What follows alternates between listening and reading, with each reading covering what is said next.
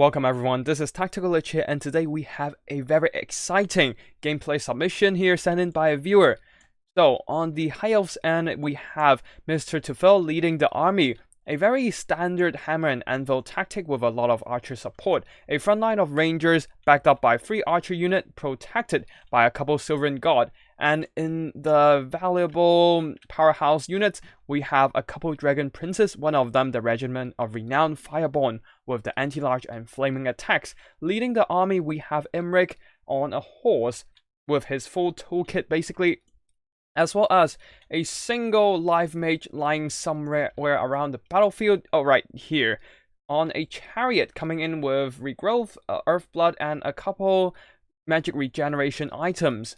Now for the Empire, led by our old friend here, the Taiwanese YouTuber Me, we have a front line of swordsmen backed up by spears, a second back line of handgunners, 3 of them in fact protected by a bunch of great swords.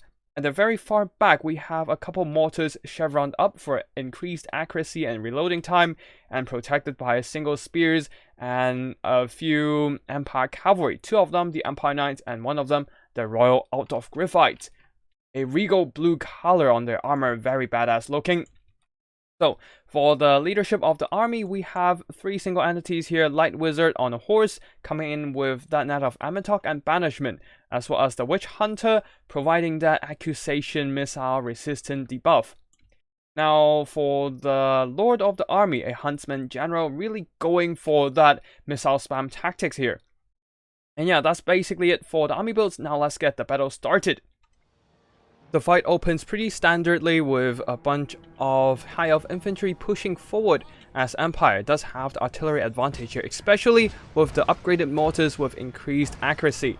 But over here, Mr. Tufel here will be doing some dodging maneuvers, pulling back slight bit to disrupt the aiming of all these Empire artillery, and will be dodging the first volley, while the cavalry on the side will be pushing through the cover of the trees and hoping for a flanking maneuver.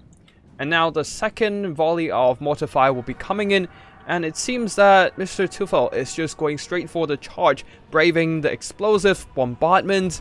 Some explosions landed straight in the middle of these archers and doing some noticeable damage, while the handgunners will be unleashing a volley of lead fire into the Rangers. The Rangers will be eating it out with their face and a bit of physical resistance, while the archers being sheltered from the bullets, as the Rangers using their bodies as a meat shield are able to get in range and start shooting as the handgunners raining down that arrow fire.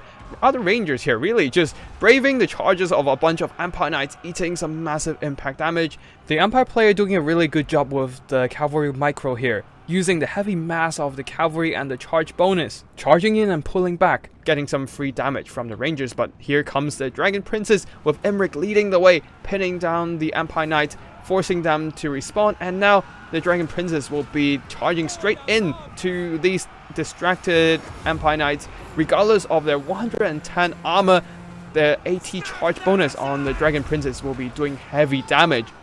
Although, the Empire player here responding with a nice net of Amatok, pinning them in place, allowing some of the handgunners to fire into the Dragon Princes and the spears to respond. But the lack of frontline troops on the Empire side really exposes these ranged troops to the onslaught of the High Elf infantry, Silvern Guard, and Rangers pushing through the gaps, forcing the Empire to respond with the Royal Out of Gryphite pinning in the infantry. But that allows the Fireborn to respawn, charging straight in, getting some heals right now to sustain their hit points, and surrounding the Royal Out of Gryphite. But a beautiful, beautiful banishment straight down the line of multiple Dragon Princes, the Fireborn down to half HP, and the other Dragon Princes almost obliterated and annihilated by this one single spell. Of course, the Empire paid the price of a single spears, but that is worth it, as the Great Swords right now charging in to support the heavily damaged Royal Out of Gryphite, and the Fireborn are being forced out, routed from the engagement from all the heavy damage. Although this one nice regrowth topping up their health, sustaining their unit models at around half of their unit. So really clutch play from the Live Mage here. However, the rest of the Empire lines are basically in shambles. The infantry are non-existent, other than a couple of spears at the back guarding the artillery, and some swordsmen fighting off the Silvern Guard with the support of some Empire Knights. The mortar fire is continuously bombarding the archers, so doing a great job there with the artillery. The archers being pushed off routed once at least, being quite far back on the battlefield. However, the Dragon Princes have returned, hiding in the tree line, biding their time to rush down straight into these Empire Knights who are left unattended. Their backs receiving some disgusting lancing charges, and well, they're basically gonna break from this one single impact. Although the Empire has successfully securing the major formations here, with the Great Swords pushing back the Sylvan Guard, forcing them to retreat, and the Spears fighting off a bunch of Rangers.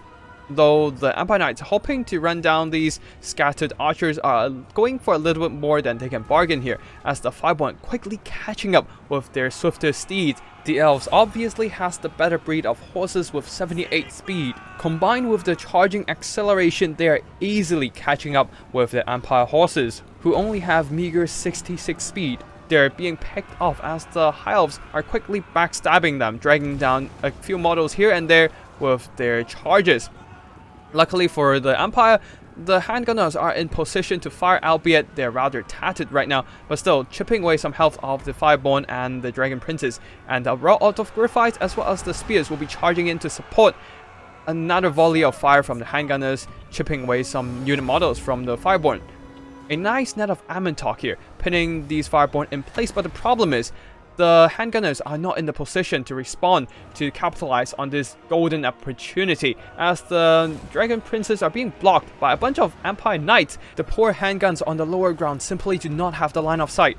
And on top of that, the Mage of Life freely roaming around the back line, disrupting the firing process of all these handgunners, distracting them, forcing them to respond to this mobility threat.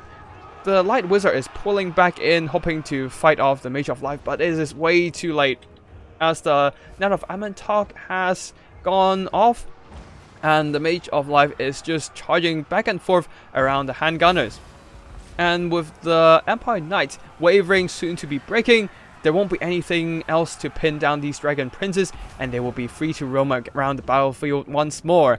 With only the mortars and the great swords on the Empire side, there's little the Empire can do to fend them off. Although there are some spears over chasing the archers right now and being cleaned up by a bunch of rangers, so that is probably a bit of a mistake on the Empire side. And with the last volley of the handgunners shooting into the Fireborn, they'll be receiving a charge straight in the face from a bunch of very angry High Elves and their glorious armor, flaming lances. Well, they're gonna shatter, not really shatter, but breaking for now, and they'll be soon switching their targets and charging straight into the Huntsman General and threatening the mortars as well. The Life Mage is planning the exact same thing, plowing into the mortar crew, knocking them off the artillery, and then quickly pushing through with the Chariot's mass advantage. On the far end, we have the Spears really overchasing here and being shot at by a bunch of archers, being chased instead by a bunch of rangers. This is not exactly where they want to be in. Despite the tattered status of these rangers, the Spears are not going to be in a favorable fight, especially they are just busy running and just giving free damage to all these rangers. Now back to the main fight here. The High Elf forces have successfully routed off all these remaining Empire Knights, and now choosing to run down, scaring off all the remaining handgunners on the periphery of the battlefield, while the Mage of Life continuously healing herself up and other units still having quite a bit of HP left despite receiving quite a few bullets in the face. And Imric here, well, being chased by this one last unit of the Griphites, truly fighting to the last man, and well, there he goes. Unfortunately, despite the badass elite status of all these raw out of Griphites, they're no match for a one-on-one fight against Imric himself. And with that, the Empire doesn't really have anything left to finish off Imric and pin down the Mage of Life. So this is going to be a finicky battle as we fast forward a bit here, as Imric once again sounding the signal of attack to his entire army with his dragon horn, giving extra attack to all the High Elf units, and also Imric, despite being trapped by a bunch of spears, a timely charge from the Mage of Life, basically throwing a bunch of spears off their feet, allowing Imric to pull out from the thinned out formations of this blob of Empire infantry. And with that, The Huntsman General is yet again exposed to the charge of Imrik, while the Fireborn, the last of them, are fighting a bunch of mortar crew who are now remanning the artillery, hoping to thin out the remaining infantry of the High Elf side. But really, the problem lies in the single entities here. The spears will be using their bodies and life to pin down Mage of Light, but there's not much they can do to the heavy armor, 110 armor. Their anti-large spears are simply not enough, and continuously healing on top of that, well, the Empire really is in a bit of trouble right now, as they do not have any form of healing, and with a massive hit delivered to your face by your local Dragon Lord. The Huntsman General is running for his dear life, while the Great Swords are hoping to fend off all these High Elf infantry and pin in Imrik. The Witch Hunter should be firing right now, but unfortunately he is shooting at the Life Mage instead. They really should start focusing down Imrik with his devastating melee power. But alas, the archers has approached the battle with their missiles, debuffing the Great Swords in terms of morale, as missile attacks does have an extra morale penalty. The Imrik was able to get rid of all the infantry blobbing, charge straight in, using the Lord of Dragons to debuff the Huntsman General and chase him off, scaring him, routing him, and there's only the Witch Hunter and Light Wizard remaining. The Light Wizard going for a last hurrah there, dropping a banishment on top of some poor Silverin gods, but most of them were able to get out of that effect range. Same goes for the Rangers. And the Light Wizard will be pulling out of this combat and going for the Mage of Life instead. Still, there's not much the Empire can do here, with the General being pulled away by Imrik here, chased down, the Witch Hunter being chased down by the Rangers as well. The Light Wizard isn't routing yet, but he's just on a hopeless endeavor to bring down this tough as nails Life Mage. And soon Imrik will be returning and charges straight in, slaughtering the poor Light Wizard. And now, as the Empire forces shatters in defeat, the High Elves shall claim superiority over men once more. Overall, the Empire player here, me here, did a great job with the initial stage of the battle, with the mortars bombarding the infantry formations of the High Elves, and the handgunners did some really nasty volleys onto some of the Dragon Princes, as well as the Silverin Guard, doing some significant damage throughout the course of the battle. And even the Great Swords here, the anti-infantry armor-piercing bonus does have some great effectiveness against the cavalry and the armored Silverin Guard. State troops overall did pretty well in fending off the cavalry. One of the spears get over 1,000 worth of damage value, the others not so much, but still very impressive stuff from this one spear unit.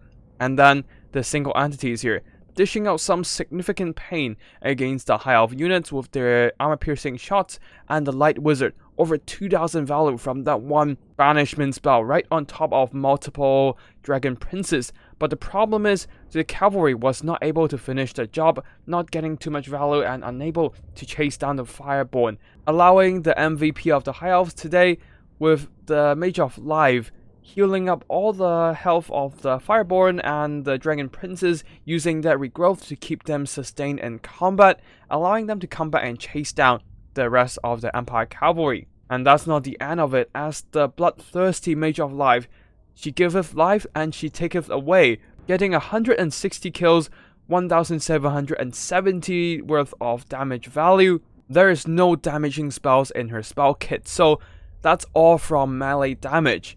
The state troops did not have enough mass to pin her down, and the cavalry were expanded, trying to push for the archers, fight off the Dragon Princes, and in the end the Mage of Life was on an unstoppable rampage.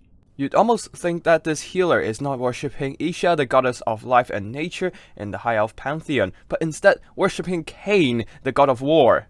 Now for the rest of the High Elf army by Mr. Tufel, Imrik here did some really nice sniping at the single entities on the Empire side, and also fought a bunch of heavy armored cavalry. His Dragon Horn buffs was crucial in buffing the damage value on these Ranger units, one of them getting over 800 worth of damage value, mostly recovering their own cost.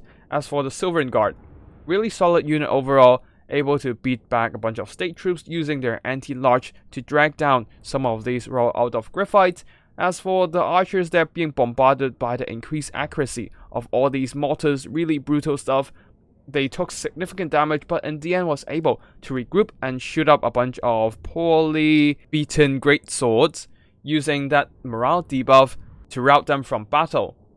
The Dragon Princess and Fireborn didn't really recover their own value, but the fact that they were able to stay in battle and run down a bunch of handgunners and whatnot still helped them to contribute to the High Elf victory.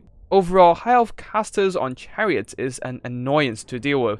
They have high armor, high mass, they can push through infantry. The chariot only costs a few hundred gold to give your mage the ability to disrupt your opponent's backlines, as long as you can keep them properly microed, ping-ponging around units and not bogged down. And if the mage is a mage of life, they can even top up their own health, help them to tank out damage in the battle. Just like in this battle, regardless of the handgun bullet she took, she was able to recover with her healing and persist in combat well into the late game. And yeah, that's basically it for today. I hope you enjoyed this battle. Big thanks to Mr. Tufel for sending in this battle. And also, me here actually has a YouTube channel doing battle replay commentary in Mandarin Chinese. So if you are a Mandarin speaker and want to check out some gameplay in Chinese, then feel free to go and check out his channel. I'll be putting the link down in the description below. And yeah, that's basically it for today's battle. I hope viewers you enjoy the replay, and if you do, remember to hit the like and subscribe to see more battle replays, wild army builds, or just tips and strategies for Total Warhammer multiplayer.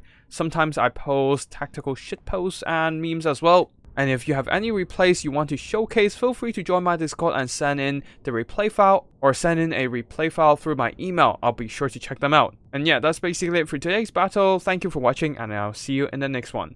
Tactical Lich, signing out.